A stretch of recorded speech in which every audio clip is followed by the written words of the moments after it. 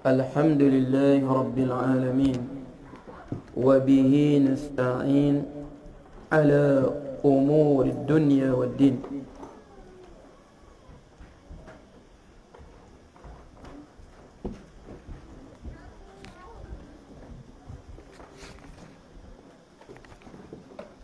سبحانك لا علم لنا إلا ما علمتنا إنك أنت العليم الحكيم.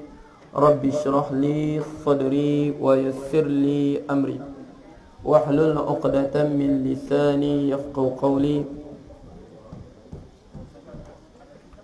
قال المصنف رحمه الله ونفعنا الله بعلومه في الدارين.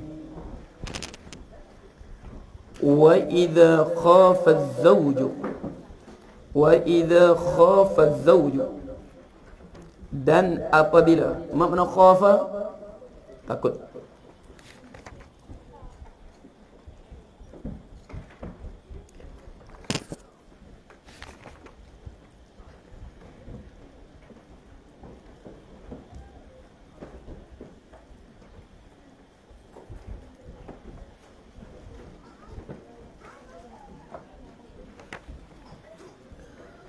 Wa idza khafa az-zawju, dan apabila takut seseorang suami, nusyuzal mar'ati, makna nusyuzah derhaka. Sebab tu tajuk kita apa? Al-qasmu wan nusyuz. Nusyuz ni apa? Derhaka isteri. Okey. Wa fi ba'din nusakhi, dan pada sebagian naskah, naskah ya, sebab dia ada banyak nusakh. Dia tak sebut khafa, dia sebut apa? Wa idza bana, dan apabila bana. Mana bana? Jelas, zahara, zahir. Wa idza bana nusyuzal mar'ati, dan apabila bana jelasnya nusyuzal mar'ati ay zahara, iaitu zahir. Sebab apa? Allah sebut dalam Quran apa? Allah guna perkataan apa? Allah guna perkataan apa? Wallati takhafuna nushuzahunna fa'idhuhunna wahjuruhunna fil madaji'. Allah guna perkataan wallati takhafuna. Jadi sini naskah asal dia guna lafaz Quran juga. Jadi sini ulama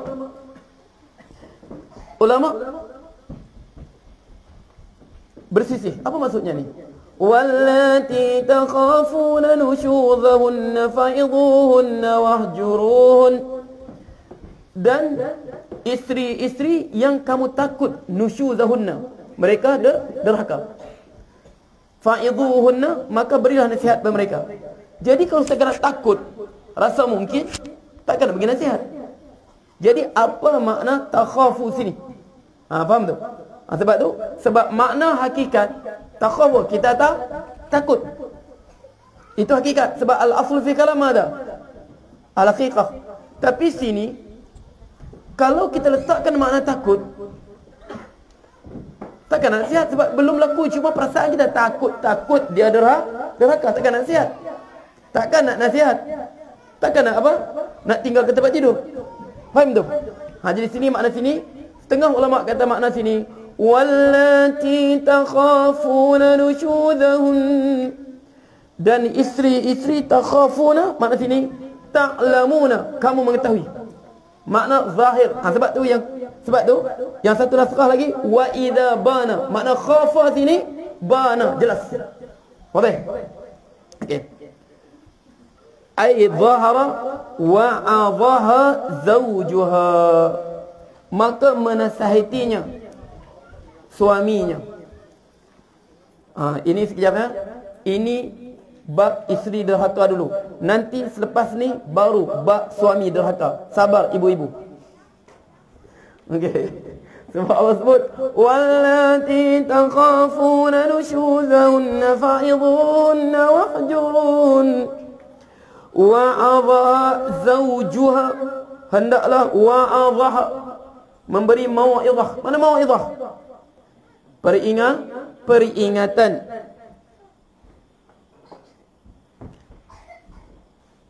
Okey. Apa mana? Zahara apa ni? Ai zahara apa? Zahara alamatin nusyuz. Zahirlah tanda-tanda dia nak derhaka. Contohnya apa? Tiba-tiba selama ni bercakap manis muka, tiba-tiba masam muka. Tiba-tiba keluar rumah 2 hari tak beritahu. Itu tanda alamatin nusyuz. Wa'adhaha zawjuha, maka memberi apa? Mau'izah, peringatan, zawjaha bila darbin, tanpa dipukul, wala hajrin, tanpa dihijrahkan, dipulaukan, ditinggalkan tempat tidur. Kaqaulihi laha, seperti perkataannya. Ini balik pada apa? Hafiz? Balik ilmu ada kaqaulihi. Aywa az-zawj. Laha lizawjati ittaqillah. Ittaqillah. Fi'il amr. Ittaqillah, takutlah Allah fil haqqil wajib, pada hak yang wajib. Bagi suami contohnya, contoh. Ini Imam Abi Qasim bagi contoh. Imam Abi Qasim contoh, dia kata apa? Kaqauli, seperti berkata suami kepadanya, ittaqillah, takutlah engkau kepada Allah.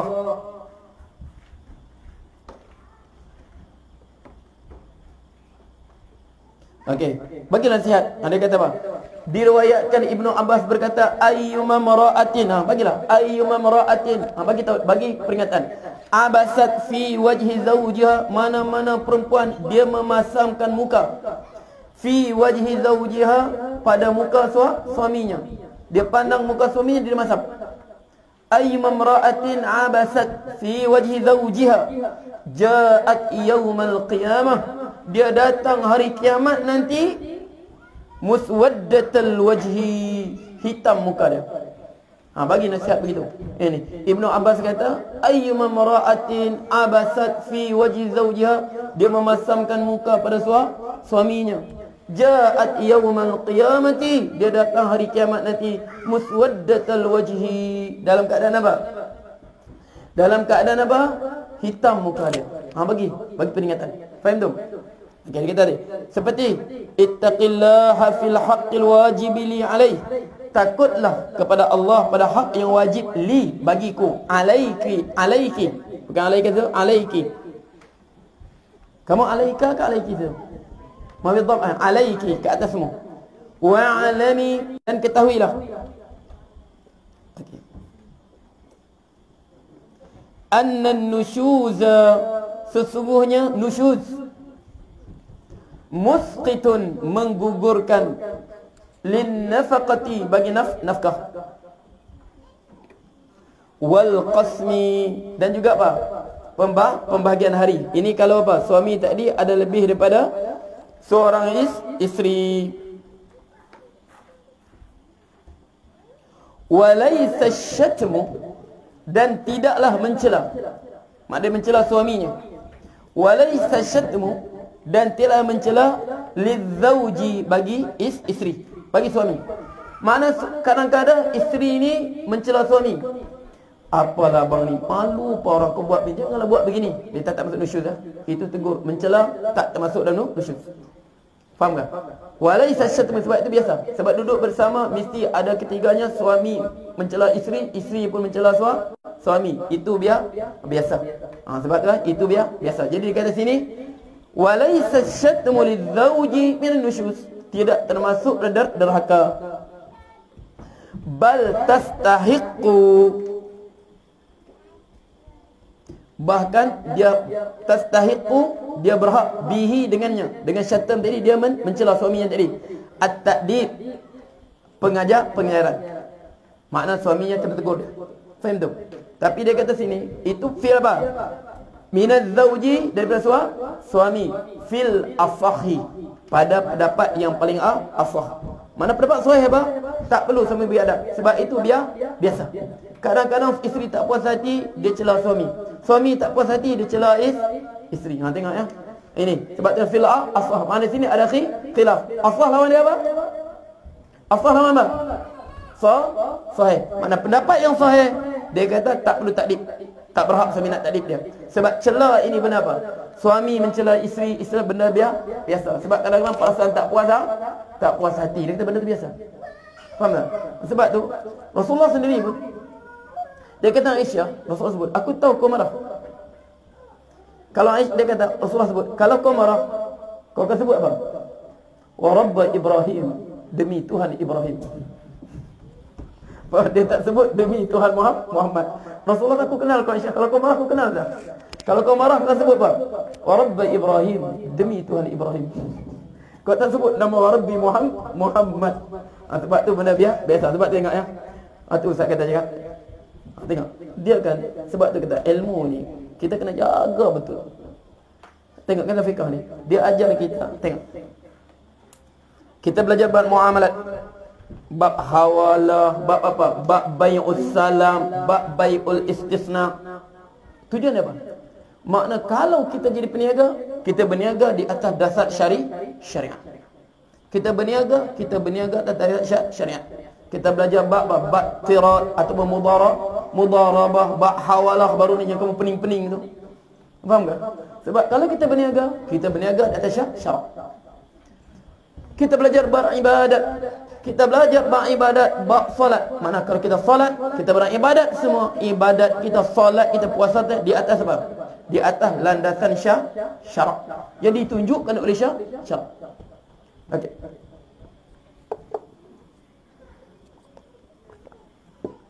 Jadi sebab Islam ni sempurna.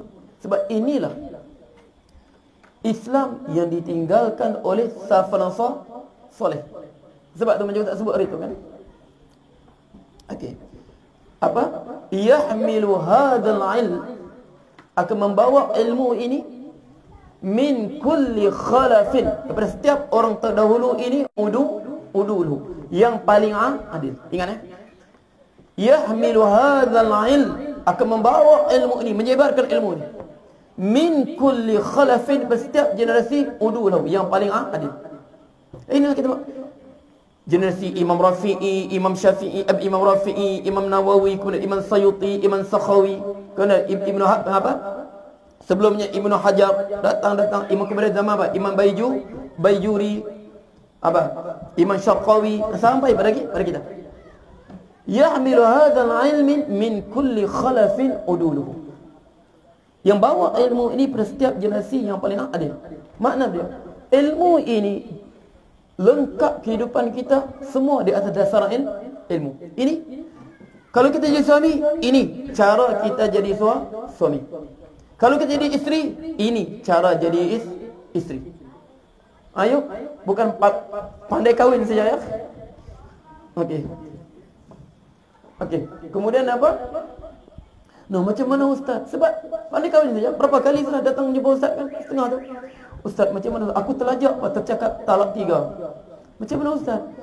Datang dengan isteri ni. Macam mana? Habis nak suruh ustaz cakap apa? Nak cakap kata bapa? Boleh kamu balik-balik kah? Tahu sudah kan talak 3 apa? Mana?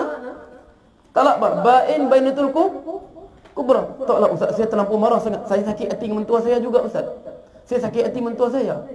Itu saya terucap apa? Talak 3. Masalahnya, habis kau nak suruh apa? Nak suruh ustaz kata tak jatuh talak kah? Habis macam mana? Pak? Pisah isteri kau. Mana kalau kau nak balik, dia kena kahwin dengan orang lain, bersetubuh orang lain dulu, orang lain cerai, itu kalau dia mau cerai. Anak kami banyak. Habis buat macam mana? Macam mana ustaz, banyak anak kami ni? Nak buat macam apa? Habis nak suruh ustaz kata halal, sedangkan apa? Okey, anak kami banyak. Macam banyak tak banyak? Asal itu hukum. Mengapa sebelum kahwin tak belajar dulu? Faham tu? Sebab tu yahmilu hadzal ilm min kulli khalafin udulu. Sebab kita tengok cuba tengok. Kalau kita tengok macam mana ilmu diwarisi. Contoh Imam Malik rahimahullah. Imam Malik. Kita panggil apa? Apa gelaran Imam Malik? Imam Darul Hijrah. Imam Darul Hijrah. Imam tempat hijrah. Imam Madinah. Jadi diriwayatkan. Ini tak sempat sudah ni. Ada apa? Ada 2 program malam ni. Maghrib. Okey, nantilah. Okey, Imam Malik rahimahullah. Okey. Dia mengajar di Madinah. Imam Malik dia di Madinah. Sebab tu saya cakap apa?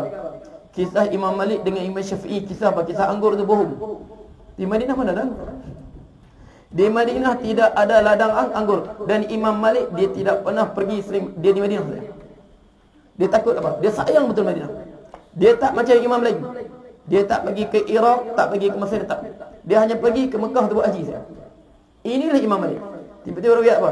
Cerita anggur apa? Imam Syafi'i petik anggur kan? Bagi Imam Malik. Madinah mana ada anggur? Ladang anggur yang ada di mana? Di Taif. Di mana di Taif? Okey. Jadi tiba-tiba tengah sewaktu Imam Malik rahimahullah dia mengajar di mana? Dia mengajar di dalam di Masjid Nabi. Dia mengajar hadis ya. Kitab Muwatta. Kitab Muwatta Imam Malik. Tiba-tiba ada gajah masuk kota Madinah. Ada orang masuk gajah. Jadi orang berteriak, sebab Madinah ni mana ada gajah? Gajah kawasan Afrika. Tiba-tiba ada mungkin pedagang orang luar datang masuk Madinah, mereka naik gajah. Jadi orang berteriak, fil. Apa? Kebaruan kita panggil. Kebaruan ke? Kebaruan.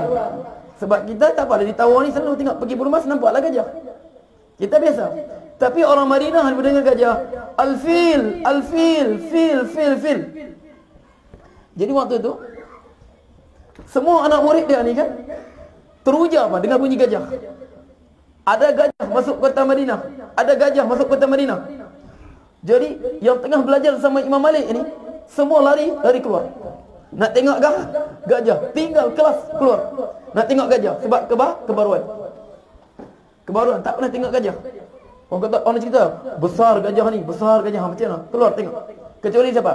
Kecuali Yahya ibn Laith. Yahya bin bin Laith. Dia tak keluar. Dia bersendirian dengan Imam Malik. Dia hanya tu Imam Malik. Sambil dia dengar saja. Imam Malik baca. Jadi Imam Malik tak anjuk dengan dia.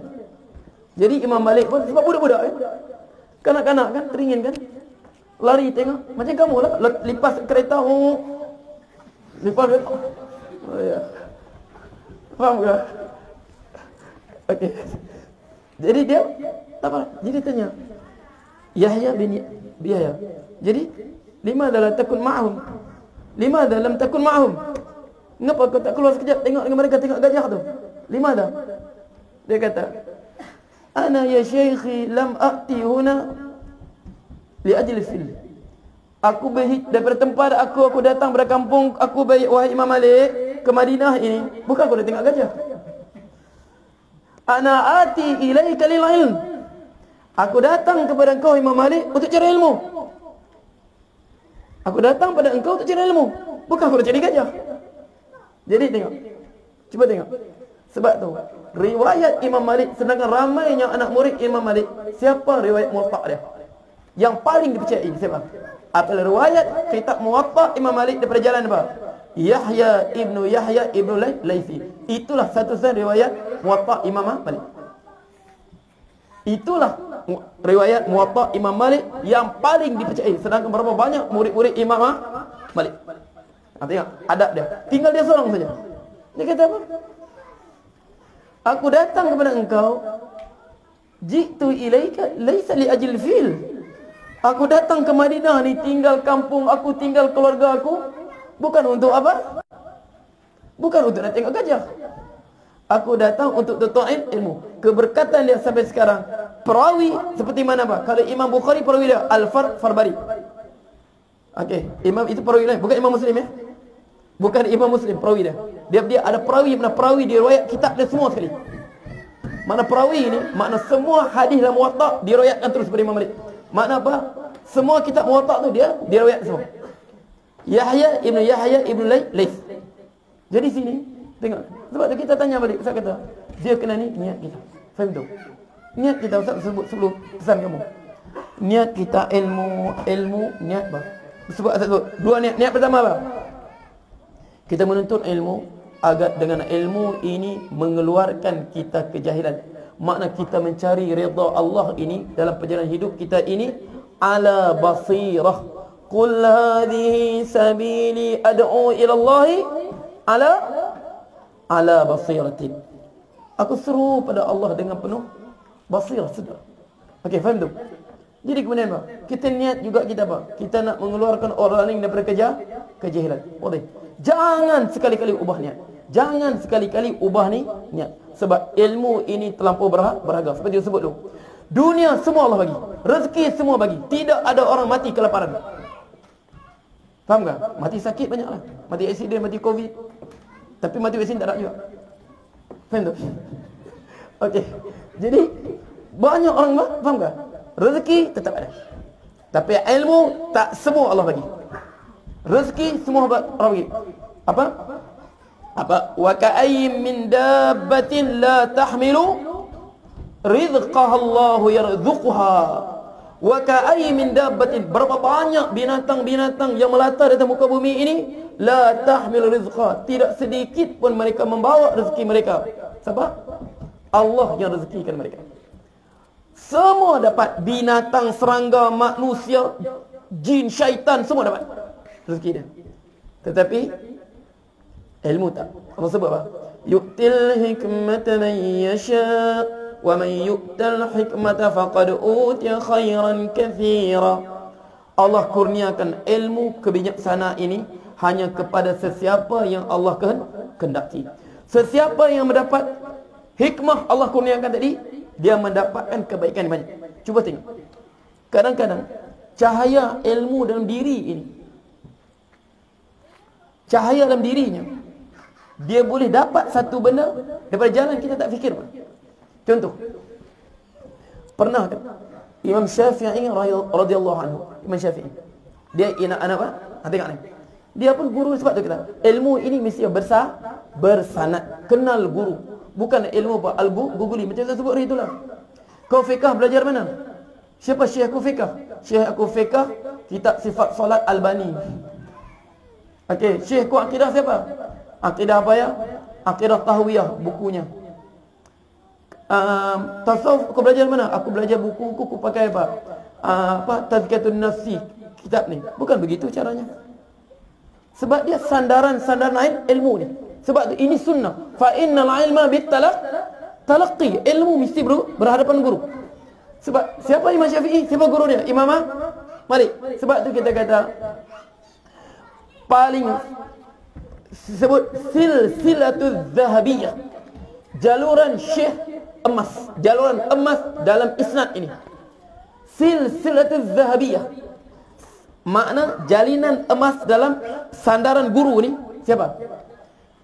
An Ahmad, an Syafi'i, an Malik. Faham tu? Anna Nafi', an Abdullah bin Umar, an Rasulullah sallallahu alaihi wasallam. Imam Ahmad daripada gurunya Imam Syafi'i, Imam Syafi'i daripada gurunya Imam Malik, Imam Malik pada gurunya benar Nafi' daripada apa? Siapa gurunya? Abdullah bin Umar. Abdullah siapa gurunya? Rasulullah sallallahu alaihi wasallam. Jadi Imam Syafi'i tengok. Siapa gurunya? Imam Malik. Muhammad, siapa lagi gurunya? Muhammad bin Hasan Asy-Syaibani. Muhammad Asy-Syaibani sanad dia apa? Kepada Abdullah bin Mas'ud. Sebab tu dia gabungkan sanad ahli Madinah, Syekh ahli Madinah dengan Syekh ahli Iraq. Sebab ahli Iraq saliran sanad mereka balik kepada Abdullah bin Mas'ud. Orang Madinah balik kepada Abdullah bin Umar. Orang Mekah balik kepada Abdullah ibn Abbas. Jadi tengok, Imam Syafi'i dia bersama dengan apa? Waktu tu dengan Imam Rabi'. Ingat Imam Syafi'i apa? Anak murid dia apa? Ibrahim Al-Muzani, Rabi' Al-Muradi, kemudian apa ni? Pengarang kitab Imla' ni. Al-Buwai, Yaqub Buwaiti. Okey, ini anak murid dia. Okey. Jadi situ dia dengan Rabi', dengan anak murid dia Rabi'. Dia kata satu ketiga Rabi' cerita, aku bermalam dengan Imam Syafi'i di Masjidil Haram. Ramai orang bermalam. Aku tidur di Masjidil Haram. Aku sedang tidur di Masjidil Haram. Tiba-tiba sewaktu sebelum kami tidur, kami melihat seorang lelaki seolah-olah dia mencari sesuatu. Dia pusing keliling masjid. Dia pusing keliling masjid, seolah mencari sesuatu. Apa? Imam Syafi'i berkata kepada Rabi', orang ini sedang mencari hambanya yang hilang. Dulu kan ada hamba kan? Hamba dia ni orang kulit hitam, hamba Habsyi. Kemudian hamba dia ni mata dia buta sebelah. Sedangkan dia kata waktu tu aku sedang berbaring dengan Imam Syafi'i. Rapatkan mereka kan? Sebab Rabi' lah yang menyebarkan mazhab Imam Syafi'i. Rabi' al-Muradi. Jadi dia kata, Imam Syafi'i kata pada aku, sebenarnya orang ini dia sedang cari hambanya kulit hitam. Hamba ni matanya buta sebelah. Jadi dapat melilau kan? Jadi dia teruslah. Rabi' pun bangunlah. Pergilah aku tanya dia. Betul tak betul aku cakap? Dia tanyalah. Apa kau cari? Dia kata aku sedang cari hamba aku. Kulit hitam, ya kulit hitam. Buta ke mata sebelah? Ya buta. Betul. Aku cari mata aku sedang hamba aku buta sebelah mata dia. Okey. Jadi Imam Syafi'i tanya balik. Rabi' tanya dia, Imam Syafi'i. Betul. Betul Syekh tu, betul. Dia sedang cari hambanya orang yang kulit hitam, matanya buta sebelah. Jadi dia kata sebab apa? Macam mana kau tahu? Dia kata kau perasan tak? Dia keliling-keliling, dia cari tempat kawasan berkumpul orang kulit hitam saja. Dia berkumpul di kawasan orang kulit hitam. Kau nampak tak? Jadi macam mana Syekh tahu kata mata dia buta sebelah? Kau perasan tak? Dia pergi dekat, dia tengok sebelah mata. Dia turun, dia tengok mata. Sebab tu kau kata hamba dia mata dia buta sebelah. Betul tak betul? Betul. Tengok. Allah kurniakan ilmu sampai benda begitu dia boleh takap. Jelas tu.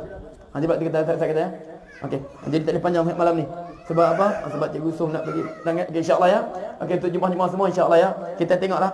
Kita punya dewan kuliah pun penuh sudah kan? Insya-Allah. Kita harap pertama ya. Kita harap doa tuan-tuan, puan-puan semua ya. Semoga Allah mudahkan urusan kita nak ganti bangunan ni. Supaya apa? Muslimat pun selesa sikit. Ini macam apa sudah berkumpul situ. Macam apa? Macam anak-anak ayam saya berkumpul situ. Jadi insya-Allah kan kita akan buat satu, kita minta doa apa? Doa dimudahkan. Kemudian yang kedua ya, tolong doakan agar diberkati tempatnya. Ingat ya, kita minta betul. Yang paling penting keberkatan. Faham tu? Sebab tu sebenarnya saya sayang ni nak bongkar ni. Sebab apa? Di sinilah kita khatamnya apa? Abizu Suja. Di sinilah kita khatamnya Jurmi, matan Jurmiyah sini. Faham tak? Okey. Rubuk ibadat di sinilah kita habiskan. Macam sayang pula. Tapi apa? Tengoklah macam mana. Faham tak? Dan saya harap satu ya. Pertama doa minta apa? Allahmu mudahkan. Yang kedua mohon betul-betul. Mohon keberkatan. Sebab keberkatan ni dia adalah cahaya. Jadi cakap tu wallahu taala a'lam. Jadi saya serahkan pada Cikgu Yusuf lah untuk bagi apa sikit briefing pada kita. Ya. Live lah. Cikgu Yusuf.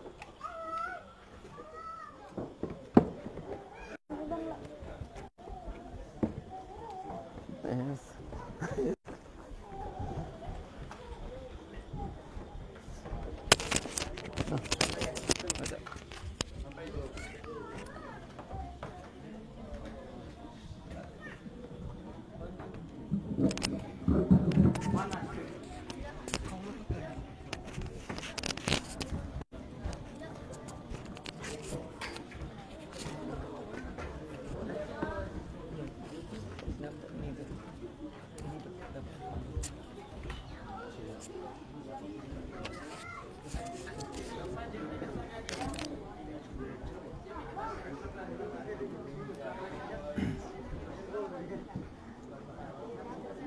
Sedang tinggi ni adik.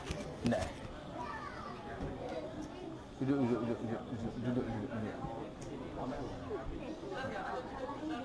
Terang ni. Terang tak ada. Terang ni. Dia belum panas. Kalau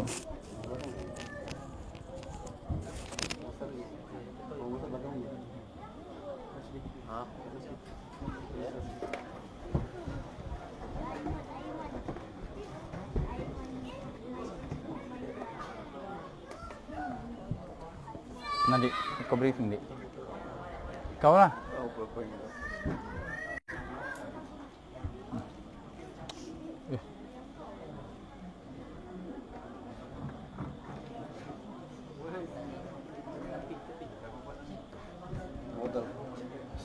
Okey.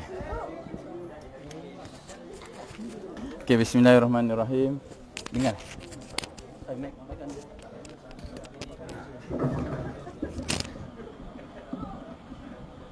Assalamualaikum warahmatullahi wabarakatuh. Okey, saya ada di bawah jalan, malu saya di atas.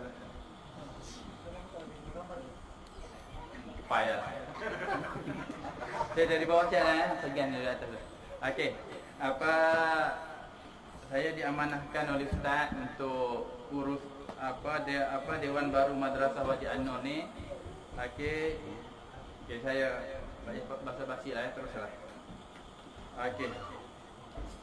Spesifikasi bentuk Dewan Baru kita ni insya-Allah panjang dia 120 kaki, lebar 40 kaki, tinggi 25 kaki, luas 4,800 kaki persegi. Dia lebih kurang dari ujung pejabat tu sampai ujung sini. Ujung pejabat sana, bukan dinding sini, dinding yang sana. Pejabat tu kita akan masukkan sekali dalam dewan ni. Pejabat ni kita akan bongkar dia punya atap dan dia akan masuk sekali dalam dewan. Okey. Okey, ni lebih kurang lah dia punya lakaran bentuk dia. Okey. Kita buat beginilah insya-Allah. Bahagian yang lantai bawah dia terbuka, bahagian depan tu kita pakai bata-bata botol di depan tu kan. Tangga naik dari siring.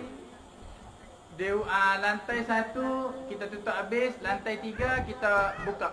Biar terbuka begini. Ini bentuk bumbung dia. Lebih kurang begini lah. Lebih kurang insya-Allah begini lah. 3 lantai. Bangunan batu. Okey.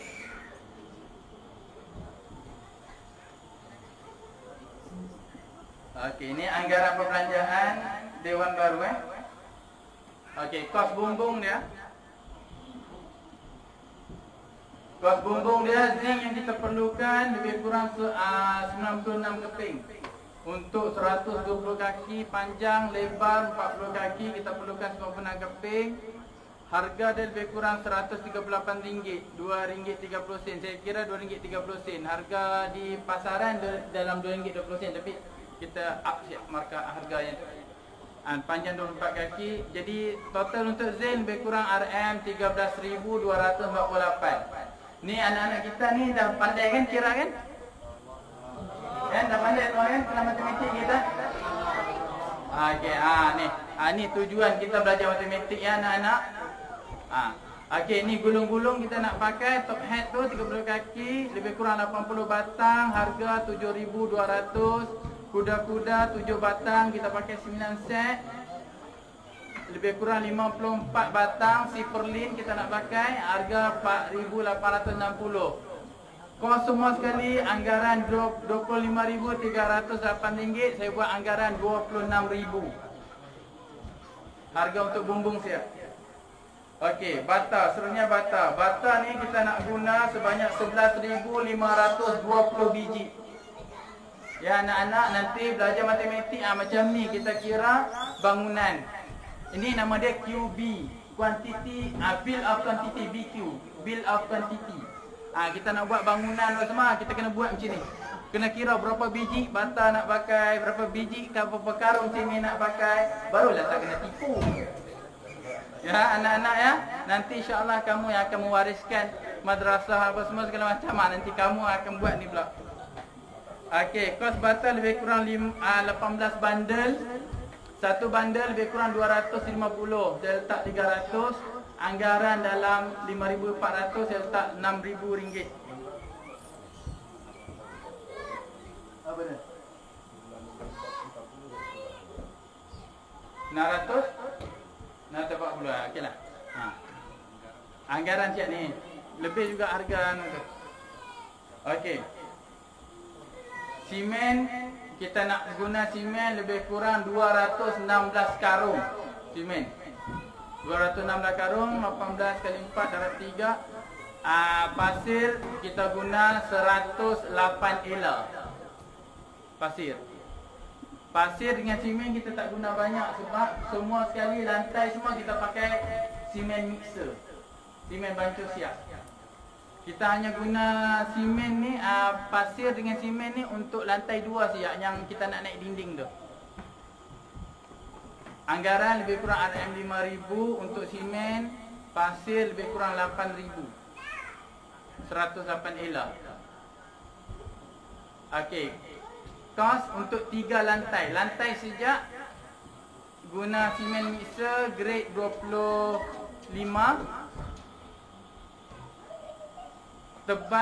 Ketebalan dia 6 inci. Kita buat lantai tu ketebalan 6 inci. Satu lantai harga dia lebih kurang dia guna perlukan 14 lori. Satu lori lebih kurang 1,600 untuk 5 meter kubik. Jadi satu lantai dia lebih kurang modal dia 22,400. Darab 3 lantai 67,200 untuk kos lantai sahaja. 67,200 lebih kurang 68,000 lah. Kos besi untuk 3 lantai. Kos besi untuk 3 lantai ni kita guna lebih kurang 320 batang besi. 320 batang besi untuk 2 lantai. Harga dia lebih kurang 14,400. Sebab satu batang besi kalau Y12 tu lebih kurang RM40. Berapa persen ni? RM40 5% lah. Aksen jual. Okey, lebih kurang saya letak RM45 lah. Okey. Untuk lantai 1 kita pakai BRC yang paling besar tu. Lantai 2, lantai ground floor, lantai 1 kita pakai BRC, lantai 2 baru kita pakai besi Y12. Lantai 3 pun kita pakai besi yang besi besar lah. Dia lebih kurang 28,800 tambah 2,800 dengan 31,000 untuk kos besi siap. Besi siap lebih kurang harga 31,000. Footing, untuk footing kita ada 24 footing. Satu tiang, anggaran dia 15 kaki panjang, jarak satu tiang. Okey, untuk satu 20 kaki ni kita perlukan lebih kurang 16 lori simen. Lori simen tu lebih kurang 16 lori untuk isi dalam setiap tiang. Anggaran dia lebih kurang 26,000. Okey, anggaran kos upah adalah RM65,000 untuk 3 lantai tu, 65,000. Anggaran kos keseluruhan lebih kurang 235,000.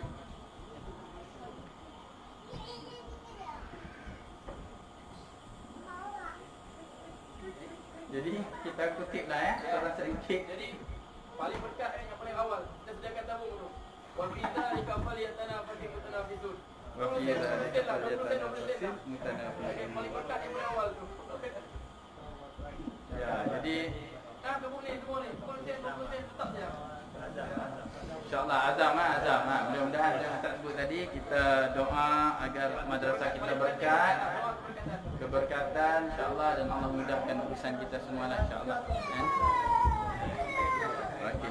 Jadi wallahu a'lam bissawab. Ya Allah, adik tak keluar tu lama.